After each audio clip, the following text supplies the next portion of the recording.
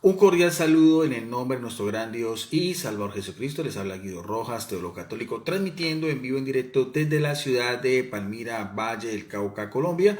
Vamos a tener en esta ocasión un interesante estudio, un estudio de lo que se llama en la teología Mariología, que es el estudio de la Virgen María, pero lo importante es que lo vamos a hacer fundamentado solamente con la palabra de Dios. Decía un gran teólogo del siglo XX, un teólogo católico muy importante, los más renombrados, Karl Rahner, decía que en la medida que cada cristiano se asemeje más a María, mejor será la iglesia de Jesús. Y eso lo decimos porque evidentemente, divinamente, nosotros sabemos que nuestro Dios y nuestro Salvador es Jesucristo.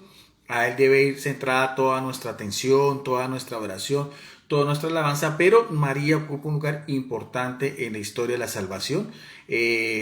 Creemos que María es madre también de la iglesia, así lo definió el mismo Concilio Vaticano II. Y vamos a hablar de este estudio sobre María, la mujer de la bienaventuranza. Vamos a hacerlo de esta Biblia católica, que es la Biblia de Navarra, es una Biblia católica de la congregación de la sociedad, el Opus Dei, una asociación católica española, es de la editorial EUNSA, edición popular. Pero las citas bíblicas también aparecerán en, así sea una Biblia católica, una Biblia evangélica. Como decía, este estudio es más que todo de una meditación. Y vamos a centrarnos en lo que la propia María dice, en lo que conocemos nosotros como el Magnífica, el canto de alabanza que hace María cuando visita a su prima Isabel y que se encuentra en la palabra de Dios en el Evangelio de Lucas. Vamos entonces a mirar el cántico de el Magnífica. Vamos a verlo solamente lo que nos dice en Lucas 1, la introducción del 46 al 49. Por ejemplo, refiriéndose al Magnífica, el Papa San Juan Pablo II escribió: en estas sublimes palabras se vislumbra la experiencia personal de María, el éxtasis de su corazón, como dice en Redentoris Mater, en el numeral 36. Nuestra oración, nuestro acompañar e imitar en oración de María, como ella, sentiremos el deseo de cantar, de proclamar las maravillas de Dios para la humanidad entera y los seres todos partícipes de la felicidad nuestra. También San José María Escrivá de Balaguer, en uno de sus escritos, te dice: es cristiano que pasa en el numeral, el cristiano que pasa en numeral 144. Bien, pero entonces vamos a ver qué nos dice la palabra de Dios. Dice el cántico el Magnífica: María exclamó, proclama, eso es el Magnífica, proclamación, mi alma, o sea, lo más sublime, lo que ella es, el sí entero de lo que ella es, su qué, la grandeza del Señor, Kyrios, como se le llama a Dios, y se alegra mi espíritu, o sea, su parte más espiritual, su parte más profunda. ¿En quién? En Dios mi Salvador. Creemos que María ha sido salvada del pecado por los méritos, por la gracia que recibió ella, como la bendita entre todas las mujeres, como la escogida entre todas las mujeres judías, para que fuera la madre del Kyrios, Hijo, o sea, Jesucristo nuestro Señor. Sigue diciendo en el versículo 48, ¿por qué? Mire lo que dice interesante María. Primero proclama la grandeza del Señor, pero esa alabanza, que debe ser también la misma oración del cristiano, también como decía Karl Rahner, no solamente nuestros actos, nuestro actuar, nuestro pensar, también nuestra forma de dirigirnos a Dios. Primero alabar a Dios. ¿Por qué? Porque ha puesto sus ojos, los ojos de Dios, ¿en qué? En la humildad. Mire bien cómo María misma se define, en la humildad ¿de qué? De su esclava. El término esclava es dule, o sea, sierva, esclava, posición más baja en lo que era pues la sociedad judía aquel entonces. Y por eso mismo, porque Dios puso su mirada en ella, por eso mismo lo proclama a él. Toda el alma de María, todo su espíritu como una esclava está intrínsecamente ligada, después del anuncio del ángel, a lo que Dios quiso en ella. Esa es la vida de María, de una esclava, de una sierva, de una mujer humilde, de una mujer sencilla.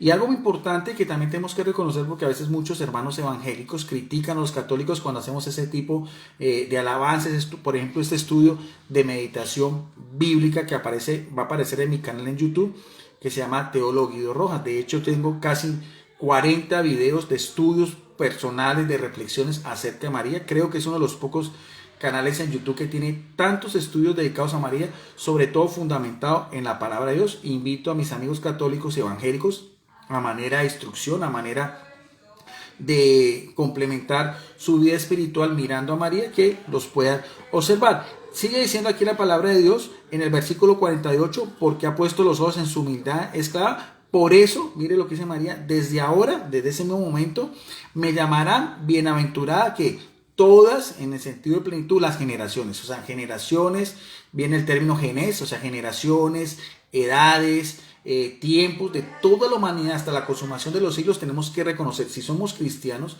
si somos verdaderos discípulos de Jesucristo, que María tiene una bienaventuranza propia, dicha por ella misma. ¿Y en qué sentido? ¿Será algo de prepotencia? ¿Será algo de alarde a ella misma? No, porque sigue diciendo, ya vimos anteriormente, primero se autoproclama como una sierva, humildad. ¿Y por qué también tenemos que llamarla bienaventuranza? Bienaventurada, dice, porque ha hecho en mí cosas grandes el Todopoderoso. O sea, solo el Todopoderoso, el que todo lo puede, término poderoso, dunamis, o sea, toda la potencia, todo el poder de Dios en ella. Acordemos cuando el mismo ángel le dice que el poder del Altísimo la va a cubrir con su sombra, la misma sombra, la Shequina, una prefigura del Antiguo Testamento, en que venía a encontrarse en el arca de la alianza, en lo que era la tienda del encuentro, y después también en el mismo templo de Jerusalén. En ningún otro personaje de la Biblia, ni el Antiguo ni el Nuevo Testamento, vemos esa relación tan directa de Dios Padre en este momento, el Todopoderoso, porque todo lo puede.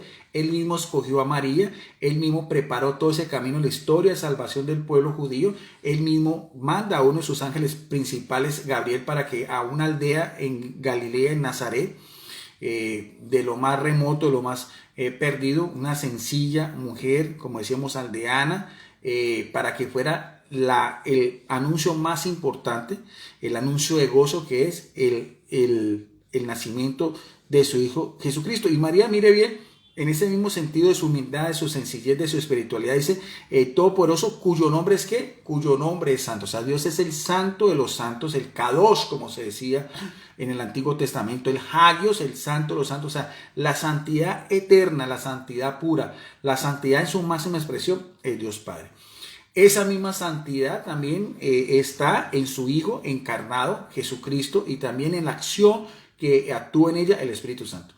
Por eso es que para los católicos nosotros profesamos una veneración, un amor, una reverencia, humanamente hablando, a la persona de María.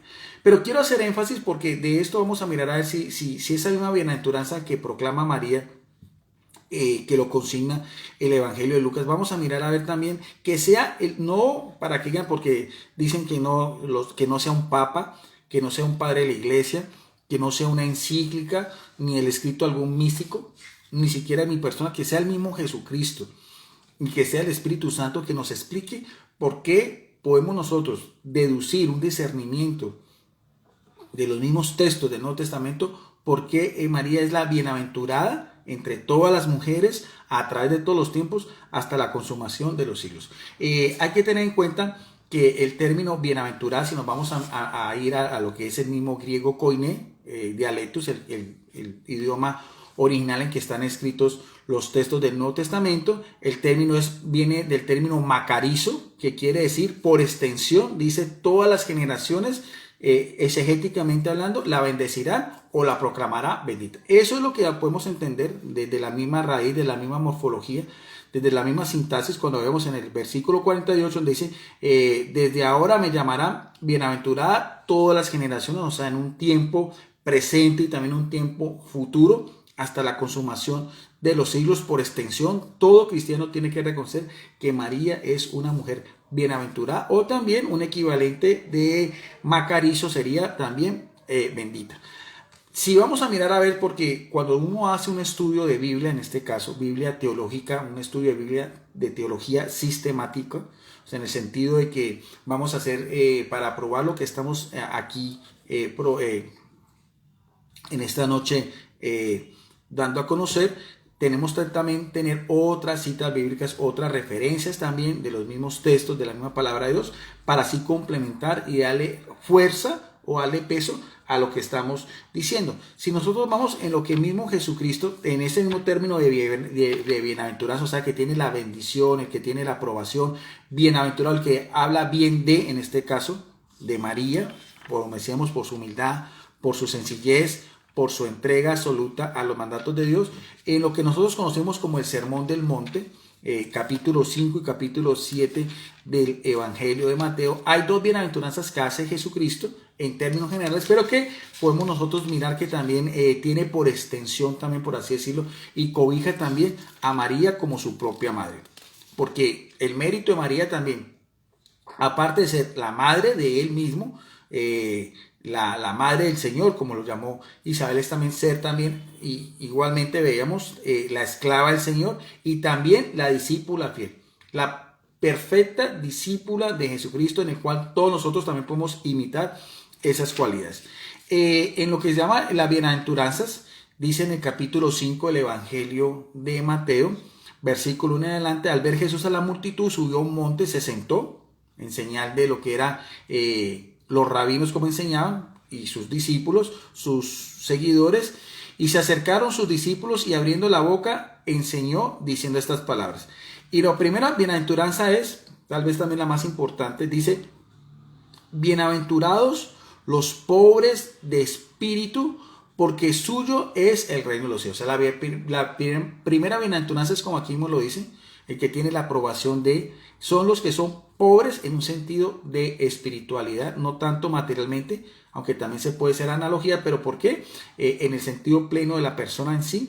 ¿Por qué? Porque ellos es el reino de los cielos. Y si nosotros vamos a mirar a ver, si vamos a hacer otra vez otra comparación como estamos haciendo del Evangelio de Lucas, vemos que tiene una relación muy directa ese mismo texto con lo que veíamos aquí también, como vemos inicialmente, en el Evangelio de Lucas, otra vez, para que no perdamos la idea central, como veíamos otra vez, María, lo que ella misma dice en el canto del Magnífico, cuando dice, se alegra mi espíritu, otra vez su sentido espiritual, en Dios mi Salvador. ¿Por qué? Porque ha puesto los ojos en su ¿qué? En su humilde esclava. Mire bien lo que María misma proclama. 30 años antes, el mismo Jesucristo lo está dando a conocer como las bienaventuranzas.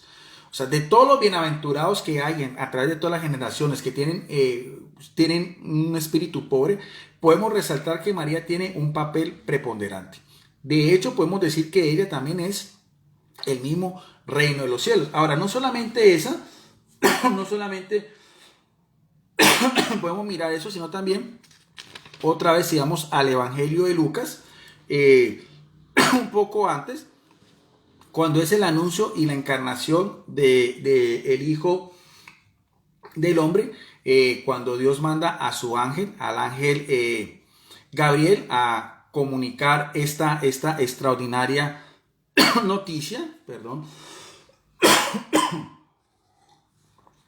Mire bien que cuando el ángel empieza a hablar con María, en el capítulo 1, versos del 31 al 33, da unas características muy especiales. Dice, cuando le explica todo, pues, el mensaje de Dios a través de este ángel, en este tratado de la salvación, dice así en el versículo 31, dice lo que le dice el ángel: concebirás en tu seno y darás a luz a un hijo.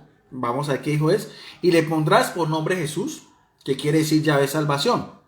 Veamos a ver las cualidades que va a tener este hijo. Será grande y será llamado ¿qué? El Hijo del Altísimo, o sea, el que está por encima de todo lo alto. El Señor, el Altísimo, el Señor, Dios.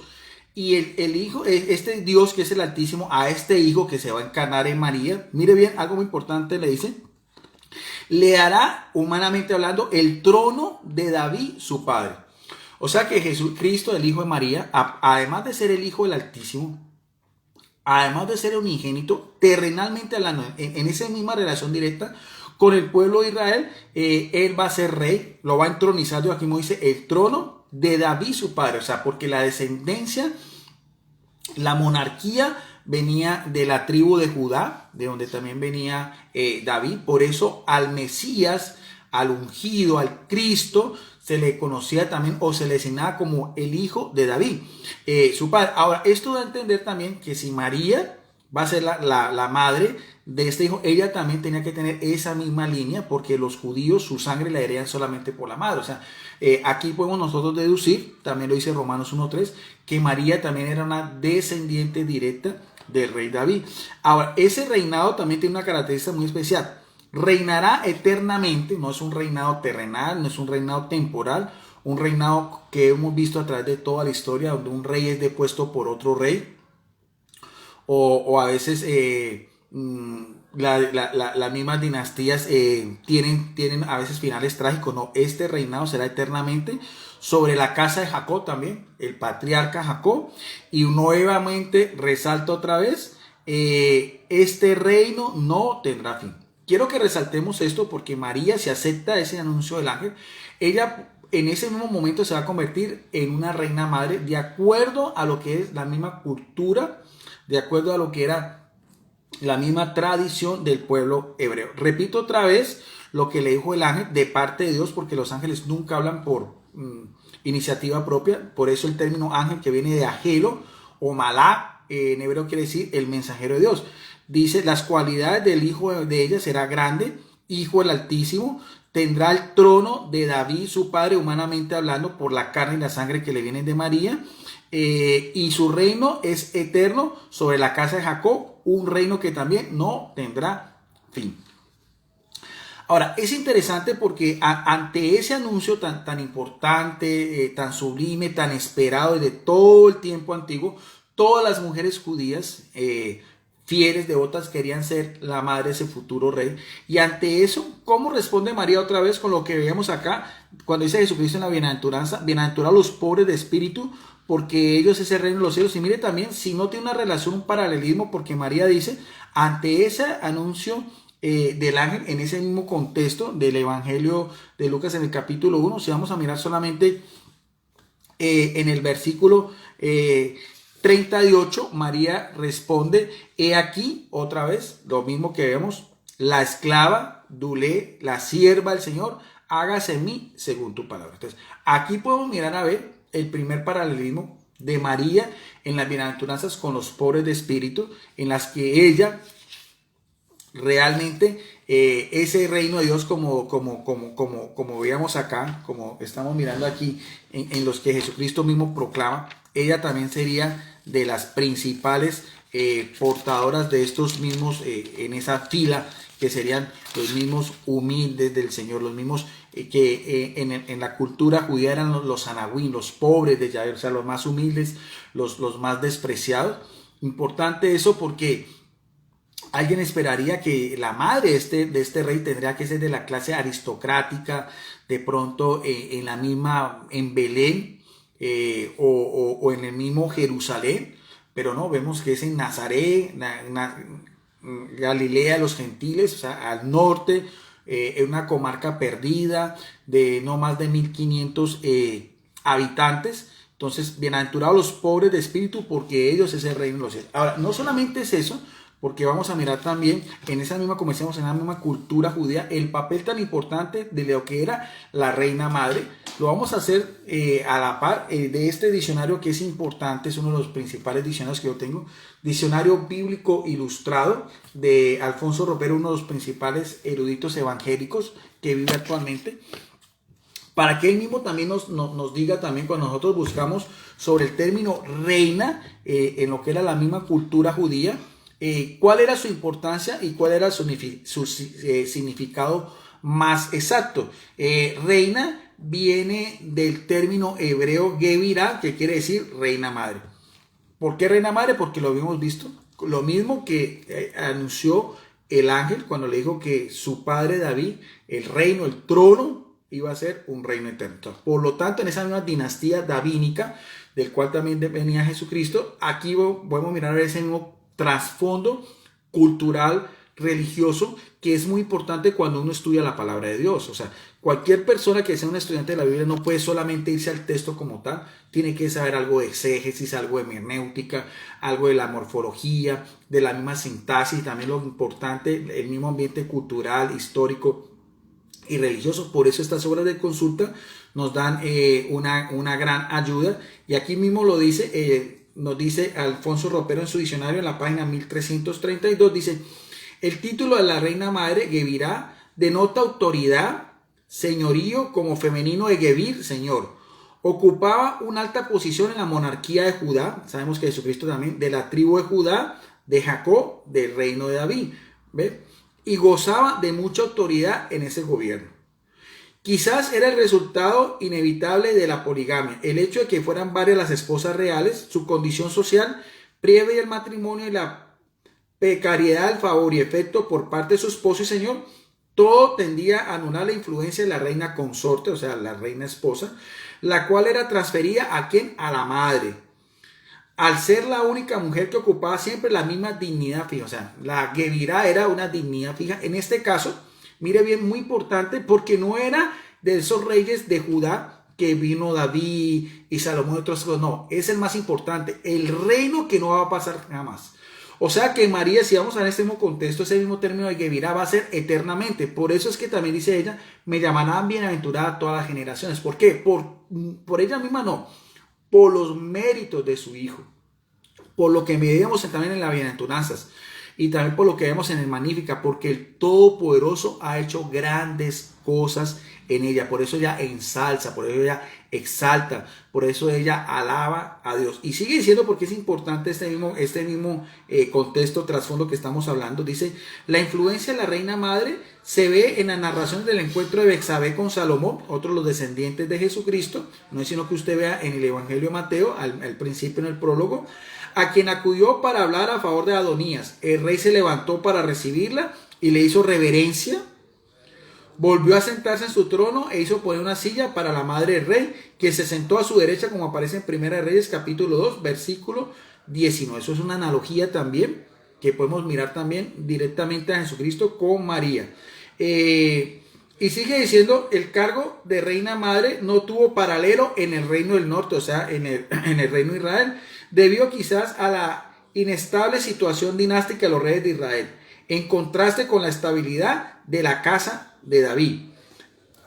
Y para que no quede dudas, de ese reinado, de ese mismo título, de esa misma relación directa, si vamos a mirarlo también en otra cita bíblica también, que sea la misma palabra de Dios la que nos ayuda a complementar, esta vez del libro de Apocalipsis o Revelación, capítulo 5, versículo 5, también dice también el autor sagrado, hablando, dice, de Jesucristo, lo nombra de la siguiente manera, dice, el león de la tribu de Judá, la raíz de David. Entonces, el león de la tribu de Judá, ese era el nombre simbólico que aparece en el libro de Revelaciones, refiriendo a Jesucristo, pero también es muy importante que del linaje de David. Linaje que le viene por qué? Carne y sangre de María. La Gebirá que va a reinar eternamente al lado de su Hijo, porque creemos, esa es la promesa, esa es la esperanza del cristiano, que Jesucristo en este momento está entronizado como el Rey de Reyes y Señor de Señores. Por lo tanto, en ese mismo contexto histórico, cultural, María también recibiría el título de Reina Madre. Pero ella, que conocía también todo esto mismo, como estamos hablando, este trasfondo cultural, ¿cómo se identifica dos veces? Con el anuncio del ángel, la sierva del Señor. Y cuando está ante su prima, sabe lo mismo. Otra vez, la humilde, o sea, la posición más baja.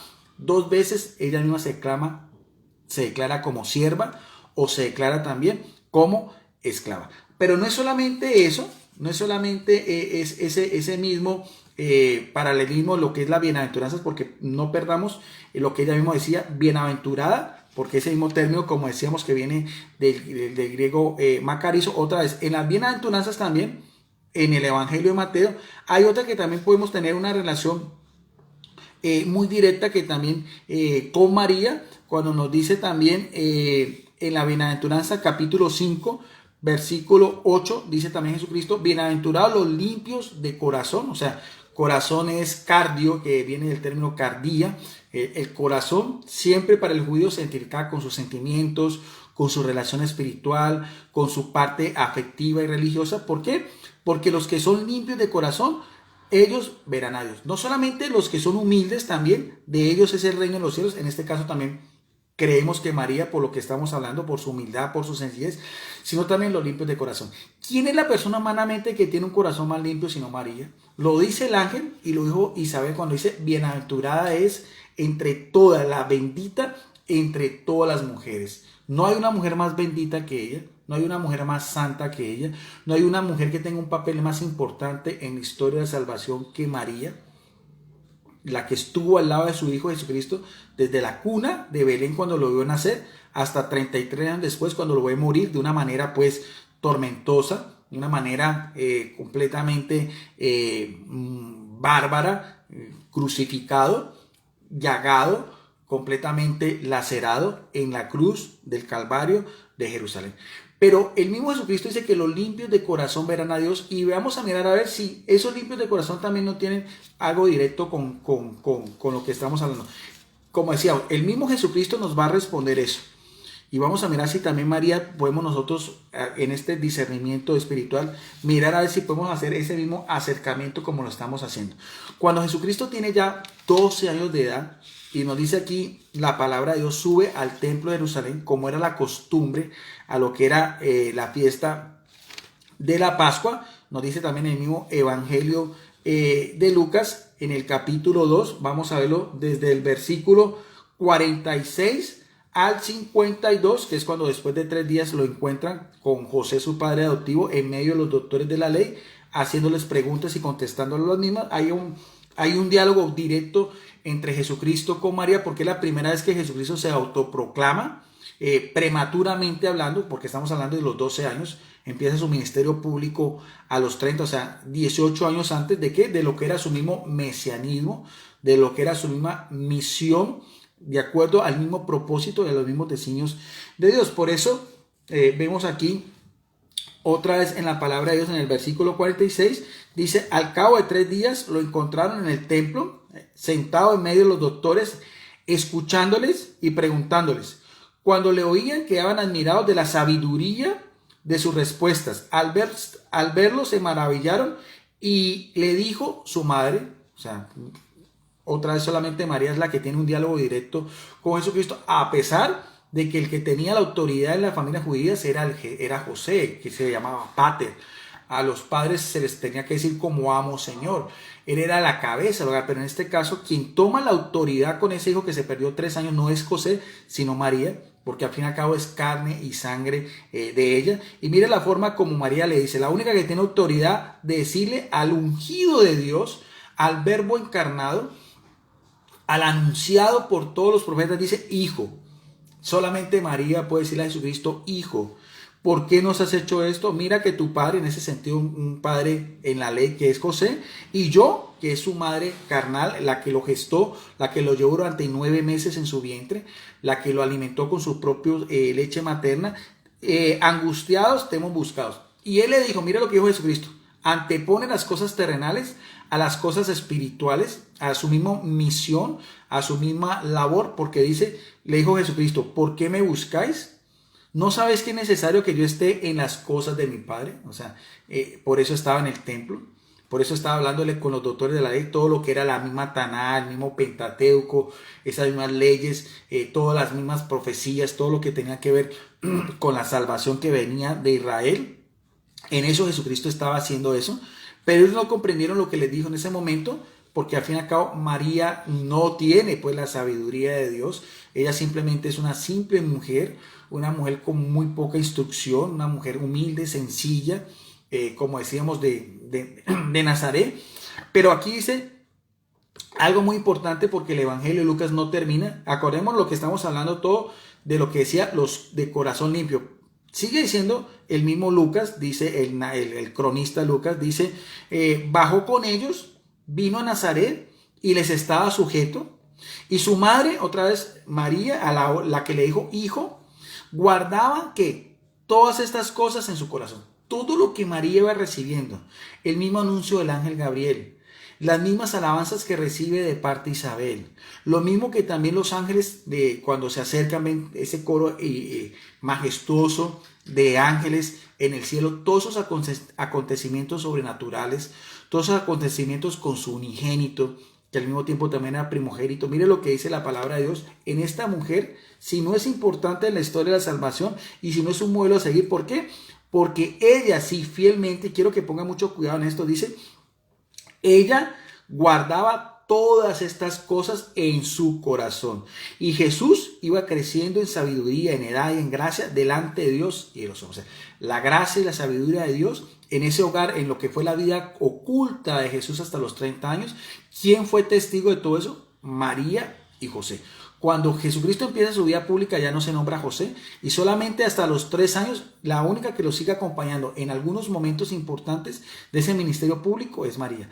O sea, la discípula más fiel, la que tenía un corazón más puro, dispuesto a las enseñanzas de Jesucristo, a la misma sabiduría que le venía de la misma eternidad, de estar siempre a la diestra del Padre, su sabiduría, y como lo iba reflejando, si no fue María, como aquí mismo lo estamos probando, en la palabra de Dios. Y hay otro tercer acontecimiento también que tiene esa misma relación de lo que estamos hablando con las bienaventuranzas. Esta vez lo vamos a hacer ya después de lo que fue 18 años después de lo que habíamos del anuncio del encuentro en el templo de Jerusalén, ya cuando Jesucristo resucita. Y lo vamos a hacer de otro evangelio, en este caso es el evangelio de Juan, en el capítulo 20 también. No olviden que lo que estamos haciendo aquí es la relación directa con lo que era el término bienaventurada. Cuando Jesucristo resucita, vemos, no es que cualquier persona puede mirar la misma incredulidad, tanto en las mismas mujeres, las mujeres piadosas, muchas de ellas que estuvieron al pie de la cruz de Jesucristo, como fue María Magdalena y otras mujeres, que fueron supuestamente el primer día de la semana, en la madrugada, a embalsamar un cadáver. Y la misma incredulidad también de Pedro y de Juan, que ante el anuncio estas mujeres fueron al sepulcro a mirar a ver si era verdad lo que decía. Y la incredulidad también de todos los apóstoles que estaban encerrados, muertos de miedo. Todos ellos infieles, todos ellos no eran merecedores de todo lo que Jesucristo había anunciado con anterioridad. Y aquí en este caso de Tomás, porque tiene un papel importante también la misma incredulidad de Tomás, vamos a ver algo también importante que podemos mirar a ver que María está excluida de estas personas incrédulas, de los discípulos inmediatos de Jesucristo, tanto los apóstoles como las mujeres. En el Evangelio de Juan capítulo 20, versículo 24 en adelante, del 24 al 29, dice: nueva aparición a los discípulos estando Tomás. Tomás, uno de los 12, llamado Dídimo, que quiere decir gemelo o mellizo, no estaba con ellos cuando vino Jesús. Los otros discípulos le dijeron: hemos visto al Señor. Pero él le respondió: si no veo en las manos las marcas de los clavos, y no meto mi dedo en esas marcas de los clavos, y meto mi mano en el costado, no creeré. Porque pensaba que era un fantasma, pensaba que era una aparición nomás. A los 8 días estaban otra vez dentro sus discípulos y Tomás con ellos, aunque estaba la puerta cerrada, que es lo importante, porque vemos como Jesucristo mismo puede traspasar la misma materia. Al fin y al cabo, él es también el Hijo del Todopoderoso, es el Hijo también del Altísimo. Vino Jesús, se le presentó en medio de ellos y les dijo el mismo saludo característico de los judíos: la paz, shalom, sea con todos vosotros. Después le dijo a Tomás, porque él lo sabe todo, él sabía en ese momento también que Tomás estaba dudando de su resurrección. Y mira algo muy importante que quiero que ponga mucha atención en el versículo 27. Trae aquí tu mano y mira mis manos y las marcas de mis manos y mételo en mi costado, y no seas incrédulo, sino que ¿qué es lo que tiene que ser todo creyente de Jesucristo? Tiene que ser creyente, tiene que ser una persona que confíe en lo que Jesucristo está diciendo, a pesar de nuestras debilidades, a pesar de nuestros miedos, a pesar de nuestras faltas, a pesar de nuestra cobardía. ¿Que era la cobardía de quién? La cobardía de Pedro, la cobardía de Juan, la cobardía de los mismos apóstoles, la misma incredulidad y la misma ingenuidad de María Magdalena y las otras mujeres, que, como dice acá en el mismo texto, cuando se aparece a María Magdalena en unos versículos anteriores, llora y se encuentra ante Jesucristo, y al principio no reconoce que era él, porque por esa misma ceguera espiritual no se da cuenta. La única persona que no está en este mismo escenario ni en ninguno de los 4 evangelios es María. Y miren lo que dice Jesucristo, porque estamos hablando de lo que era bienaventurado. Respondió Tomás y le dijo, Señor mío y Dios mío. Jesús le contestó. Ponga mucho cuidado en esto, en el versículo 29 dice Jesucristo, porque me has visto, has creído, Tomás. Otra vez, mire bien, el mismo término, bienaventurado, el mismo término que veíamos en Mateo 5, bienaventurados los pobres de espíritu, que veíamos que se cumple en María.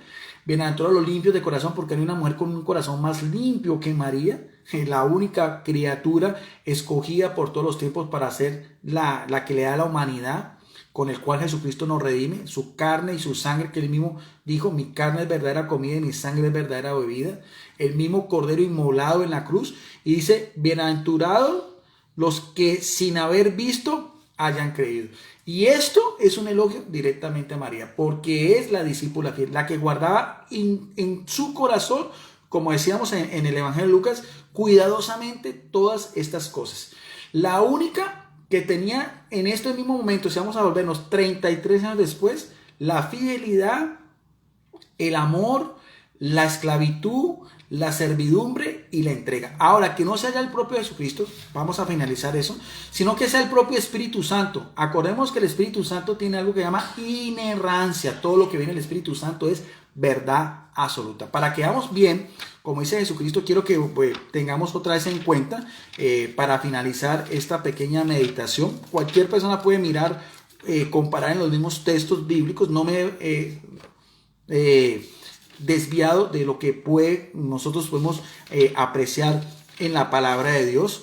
Vuelvo a repetir porque quiero hacer énfasis. Dice, le dice a Tomás, y en ese Tomás están también reflejados también todos los otros también personajes, discípulos y las mujeres, o sea, las personas más cercanas a Jesucristo. Porque has visto, has creído. Bienaventurados los que sin haber visto hayan creído. ¿Y quién es la primera persona que creyó en ese mensaje de salvación? En el mensaje del ángel, en el mismo mensaje de los apóstoles, y también en lo que recibe también cuando saluda a su prima Isabel, cuando va a esa aldea de Ain Karen en Judá para atenderla en los últimos meses de su embarazo. Ella que iba a ser también la progenitora de Juan el Bautista, el último y los más grandes de los profetas. Cuando se encuentra María con su prima, mire bien también lo que dice otra vez en el Evangelio de Lucas, otra vez vamos a mirar en el capítulo 1, versículo del 39 al 45, visita de María Isabel. Por aquellos días María se levantó y marchó deprisa a las montañas, a una ciudad de Judá. La tradición dice que llamaba Ain Karen, una aldea donde vivían muchos sacerdotes que se turnaban en el turno en lo que era el servicio al templo, y entró en la casa de Zacarías, sabemos que era el padre de Juan el Bautista, esposo de Isabel, y saludó a Isabel. Cuando oyó Isabel el saludo de María, el niño saltó en su seno e Isabel quedó ¿qué? Llena del Espíritu Santo. Y vamos a ver lo que dice esta mujer llena del Espíritu Santo. Y exclamando en voz alta, dijo, bendita tú entre las mujeres y bendito el fruto de tu vientre. Bendición tanto para ella como para su hijo prenato antes de nacer. Y miren lo que dice, ¿de dónde a mí tanto bien que venga la madre de mi Señor a visitarme? Y esto es lo más importante en el versículo 44. Pues en cuanto llegó tu saludo a mis oídos, el niño saltó de gozo en mi seno. Y mire bien lo que dice en el versículo 45. Y otra vez el término, y bienaventurada tú que has creído, porque se cumplirían las cosas que se ha hecho de parte del Señor. ¿Qué era el mensaje del Señor? ¿Qué es lo que están esperando todos los judíos?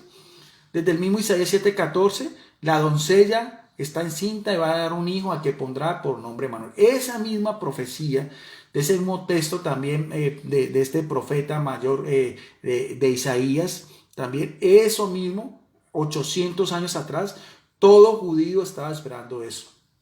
Todo judío estaba esperando la salvación en el mismo contexto en que estaban siendo oprimidos, subyugados por lo que era el mismo imperio romano, un imperio politeísta, pagano, de los Césares, y no podían ellos, el mismo pueblo escogido, esperar a este rey, cuyo reino no iba a ser aquí en la tierra, sino iba a ser un reino en el cielo, de la casa de David y también de la descendencia de Jacob, cuya madre también, la misma Gebirá, si vamos al mismo contexto, en la misma cultura, tendría que tener un lugar importante. ¿Y cuál fue lo que dice acá? Lo que dijo Jesucristo: bienaventurados los que sin haber visto han creído. ¿Y cuál fue la primera persona que creyó en todo este mensaje? De las propias palabras ya, no es Jesucristo, sino Isabel, llena el Espíritu Santo. Repito y termino con esto, lo que decía en el versículo 45, y bienaventurada tú, le dice Isabel a su prima María, que has creído porque se cumplirían las cosas que se te han dicho de parte del Señor. Y con eso pues terminamos esta meditación bíblica sobre María, la mujer de las bienaventuranzas, sacada solamente de lo que es la palabra de Dios.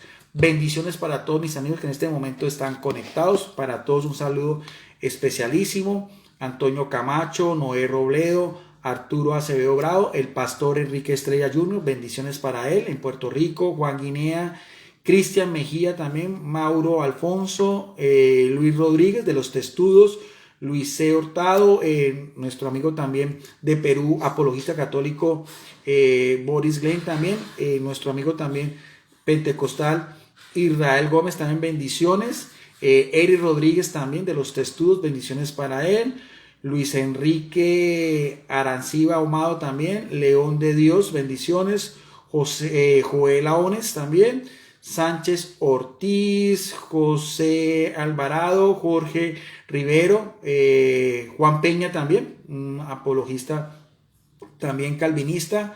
¿Quién más? Aquí está Jesús María, Pedro Álvarez, Rosa Ramírez, Marco Vinicio, Alexander Ruambel, a Adrián Mendoza y Lucio Augusto Santamaría. Bueno, este es un estudio, es personal, simplemente es una meditación que yo comparto, lo subo a mi canal de YouTube, videos, en canal de YouTube, sí, Teólogo Guido Rojas, y también queda en mi canal de Facebook, Debate Bíblico y Teológico Licenciado Guido Rojas.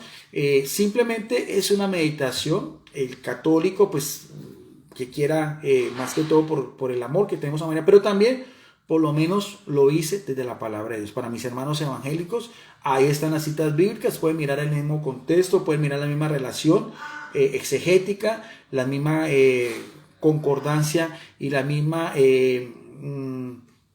los mismos textos que estoy utilizando también de base como tal fueron Lucas 1, 46, 49, Mateo 5, 3, Lucas 1, 31, 33 y 38, Apocalipsis 5, 5, Mateo 5, 8, Lucas 2, 46 a 52, Juan 20 del 24 al 29 y Lucas 1 del 39 al 45. No siendo más por el momento, gracias para todos, bendiciones y quedamos en la paz, en el amor de nuestro gran Dios y Salvador Jesucristo, a quien debe mirar toda nuestra atención, igual como lo hizo María, la sierva del Señor.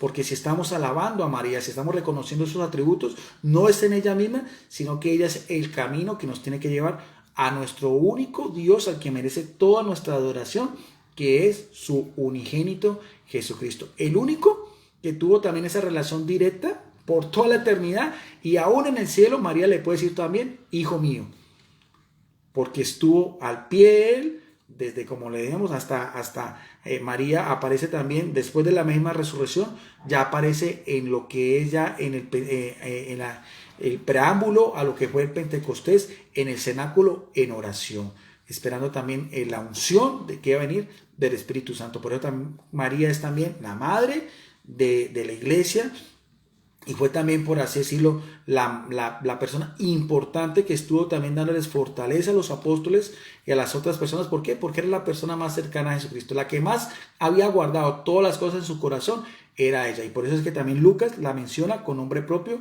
en el mismo Hechos de los Apóstoles. Bendiciones para todos y muchas gracias por su amable atención.